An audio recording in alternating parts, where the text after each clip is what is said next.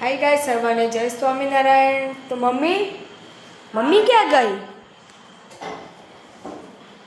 શું થયું? શું કરે છે આ તું?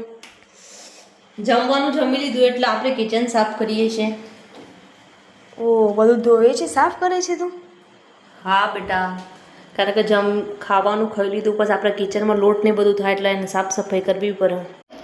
તો ભાઈ કિચનની સાફ સફાઈ મેં કરી નાખી છે અને કશીશ બેન પાછળ વાસણ ઘસવા બેસ્યા છે. તો આપણે જઈએ, શું કરે છે જોઈએ.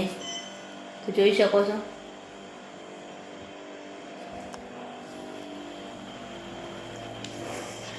ભાઈ અમારા ગામડે વરસાદ ચાલુ થઈ ગયો છે.